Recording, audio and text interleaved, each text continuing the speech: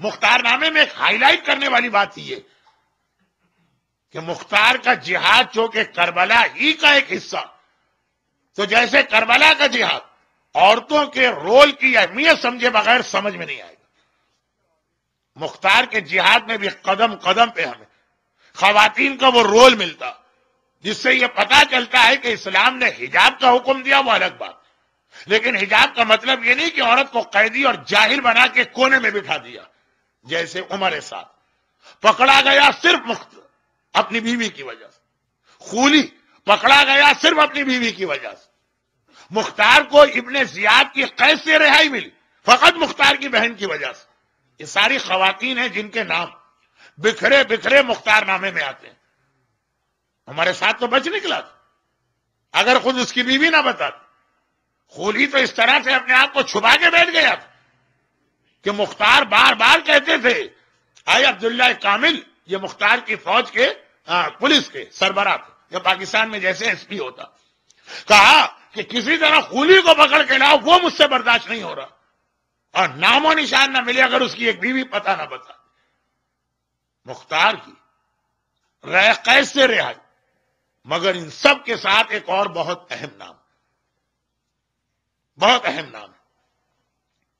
تمام مورخین ایک بات پہ متفق، مختار اپنے مشن میں کبھی کامیاب نہیں ہو سکتے اگر مالک اشتر کا بیٹا ابراہیم ان کا ساتھ نہ دیتا۔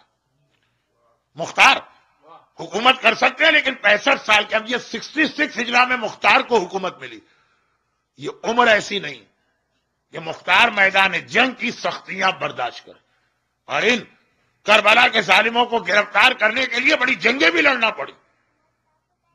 مالک اشتر کا بیٹا، مالک اشتر، اب دیکھیے ایک غیر معصوم کے لیے اس سے بڑا جملہ کیا ہوگا؟ پیغمبر نے مولا نے 2 جملے مالک اشتر کے لیے کہیں۔ نمبر 1، اب عرب کی کوئی عورت مالک اشتر جیسا بیٹا تو پیدا نہیں کر سکتی، اور دوسرا جملہ، جو میرا رسول خدا کے پاس رتبہ تھا وہی مالک اشتر کا رتبہ میرے پاس۔ علی کی فوج کے کمانڈر ان چیف تھے، خاندان کے کتنے افراد ہیں ان کو چھوڑ کے علی نے ان کو اپنا کمانڈر ان چیف بنایا۔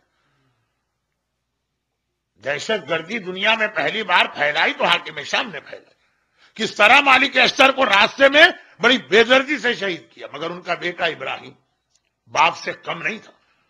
یہ وہی مالک اشتر ہے کہ صفین کی لڑائی میں مولا کی تلوار سے 1000 مارے گئے، مالک اشتر سے 999، وہ بھی بہت اہم واقعہ ہے لیکن آج نہیں۔ سب نے کہا مختار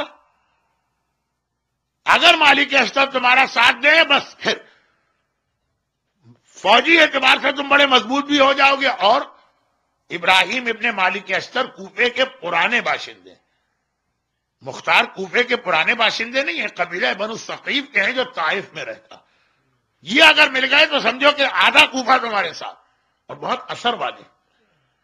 ابراہیم نے ایک شرط لگائی تھی، جب ابراہیم پہ پریشر پڑا تب بھی ایک شرط لگائی تھی، مجھے مختار کے بارے میں کنفرم نہیں ہو رہا، میں پہلے اپنے چوتھے امام سے پوچھوں۔ ابراہیم بھی ان لوگوں میں سے ایک ہیں جنہوں نے چوتھے امام کی تصدیق کے بعد مختار کو جوائن کی، مگر یہ تصدیق والی بات ابراہیم نے کہی کب؟ جب بہت زیادہ پریشر بڑھ گیا کہ تمہیں مختار کا ساتھ دینا، اور یہ پریشر کس نے ڈالا؟ ابراہیم کی سگی بہن اور مالک اشتر کی بیٹی نے۔ مختار نامے میں عورتوں کا رول آغاز ہی یہاں سے ہو رہا، سب متفق ہیں، اور یاد رکھیے ابن زیاد بھاگ گیا تھا، ابراہیم نے جا کے اس کو پکڑا تھا، اور کیسی گھمسان کی جنگ کے بعد ابراہیم کی تلوار سے مارا گیا۔ ابن زیاد اگر مارا نہ جاتا تو کربلا کا انتقام ادھورا رہتا۔ یہ ابراہیم، اور ابراہیم کو مختار کا ساتھی بنانے والی ابراہیم کی بہن مالک اشتر کی بیٹی۔ اب دونوں رول کتابوں میں آ گئے، جس کا شوہر غلط تھا تو اس کی بیوی نے اپنے شوہر کو گرفتار کروایا۔ دین خدا کے سامنے رشتہ داریاں نہیں چلتی۔ ہم نے کہا بھائی آپ فلاں صاحب کی شادی میں کیسے چلے گا؟ طوفان بدتمیزی دیکھا، مکس گیدرنگ، ڈانس ہو رہا، گانے بجائے جا رہے ہیں، مولانا کیا کریں، اتنی پرانی دوستی ہے، اب کیسے چھوڑ دیا جائے دوستوں کو؟ تم نے مختار نامے سے کچھ نہیں سیکھا۔ ہم نے کہا فلاں تقریب میں کیسے چلے گئے؟ دیکھا آپ نے کیا ماحول ہے وہاں کا؟ کیا کرے مولانا، بھائی کی بیٹی کی شادی ہے، چچا بھتیجی کی شادی میں نہ جائے۔ تم نے کچھ نہ سیکھا کہ مختار نامہ تمہیں کیا پیغام دے رہا۔ جہاں نگیٹو رول ہیں، عورتوں نے گرفتار کرایا، سہاگ اجڑتا ہے تو ادھر اجڑ جائے، شوہر مارا جاتا ہے مارا جائے، بچے یتیم ہوتے ہیں ہو جائے۔ آقا حسین کے نام پہ کوئی کمپرومائز اور مصالحت نہیں، بلکہ ایک عجیب جملہ ہے جو آگے آئے گا۔ عمر سعد کی بیوی سے مختار نے کہا آج گرفتار کروا رہی ہے، پہلے کیوں نہیں گرفتار کرایا؟ بڑا پیارا جواب دیا اس نے، لیکن یہ ایک جملے میں بیان کرنے کا نہیں ہے جب عمر سعد کا واقعہ آئے گا۔ ابراہیم ابن مالک اشتر، اب یہ تو تھے کربلا کے وہ نگیٹو کیریکٹر جنہیں ان کی بیویوں نے گرفتار کرایا، علی اور حسین کی محبت، کوئی اہمیت نہیں، سہاگ کی اجڑتا ہے اجڑ جائے، بچے یتیم ہوتے ہیں ہو جائے۔ آقا حسین کا قاتل زندہ رہے یہ برداشت نہیں، اور یہ تھے پازیٹو کیریکٹر۔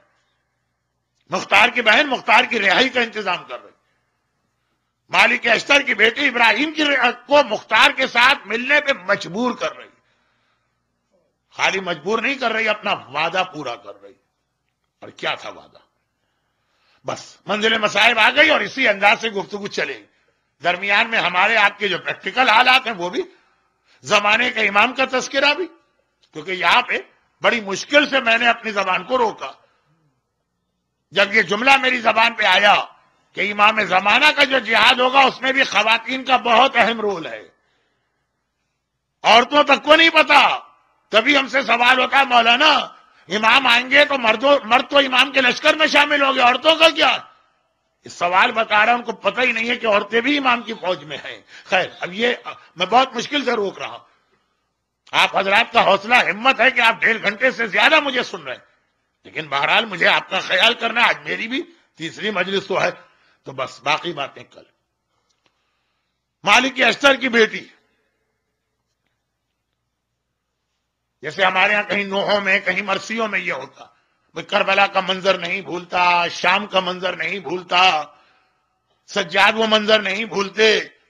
مالک اشتر کی بیٹی نے بھی کہا کہ مولا یہ منظر میں کبھی نہیں بھول سکتی، اور اپنے شہید باپ کی قسم کھا کے یہ اعلان کرتی ہوں کہ اس کا انتقام لوں گی۔ کیا منظر؟ بازار کوفہ میں جب سیدانیوں کا لٹا ہوا قافلہ داخل ہوا، عجیب منظر تھا۔ کائنات کا سب سے عزت دار گھرانہ، کائنات کا سب سے محترم گھرانہ، آج حبشہ اور دیلم کے قیدیوں کی طرح سے رسیاں باندھ کے اس طرح بازار میں لے جایا جا رہا۔ جب یہ قافلہ جا رہا، بازار میں داخل ہوا، حکم حاکم بھی ہے، سارے مرد گھروں سے باہر سڑک پہ کھڑے ہو کے ہی تماشا دیکھیں، ساری عورتیں مکان کی چھتوں پہ تیار ہو کے بیٹھے، اور ہر باپ اور ماں اپنے بچوں کو عید کی طرح سے نئے کپڑے پہنائے، پورا منظر ایسا بنے جیسے آج عید کا دن ہے اور خوشی منائی جا رہی۔ کوفے کے اوباش اور بدماش قسم کے لوگ، انہیں تو اللہ موقع دے، طنز، تانے، تالیاں پیٹنا، مذاق اڑانا، توہین آمیز جملے کہنا، اتنا اینٹی کلائمیکس۔ 1 مہینے پہلے مسلم ابن عقیل کے ہاتھ پہ بیعت کرنے والے اتنے جلدی بھول گئے۔ بس یہ ایک ایسا منظر کہ سیدانیوں کے سر تو جھکے ہیں، میرا مظلوم آقا، اللہ نے ایک ایسا امتحان لیا ہے، نگاہیں نیچی کر کے آگے بڑھ رہا۔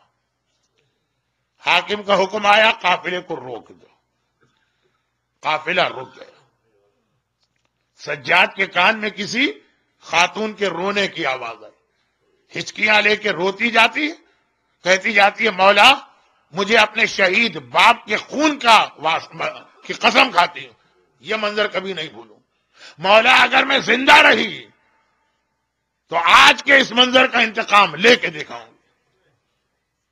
آقا سجاد نے چہرہ بلند کیا، پتہ چلا قریب کا مکان، اس پر ایک عورت، حاکم کا حکم ہے اس لیے وہ بیٹھی تو اسی طرح جیسے باقی عورتیں بیٹھی، مگر آنکھوں سے آنسوؤں کا ایک ایسا سمندر بہ رہا ہے، روتی جاتی ہے مولا۔ امام سوال کرتے ہیں تو ہے کون؟ کہا مولا میں مالک اشتر کی بڑی بیٹی ہوں، اہل بیت کی مہم ہوں، لیکن کبھی سوچا بھی نہ تھا کہ میرا آقا اور مولا میرے شہر میں آئے گا تو اس حالت میں آئے گا اور میں آقا کی کوئی خدمت بھی نہیں کر پاؤں گی. لیکن میں اپنے شہید باپ کی قسم کھا کے کہتی ہوں انتقام لینا. اور اس مالک اشتر کی بڑی بیٹی کا اتنا اہم حصہ ہوا ابراہیم کو کنونس کرنے میں. یہ مالک اشتر کی بیٹی. برحمتك يا أرحم الراحمين وصلى الله على محمد وآله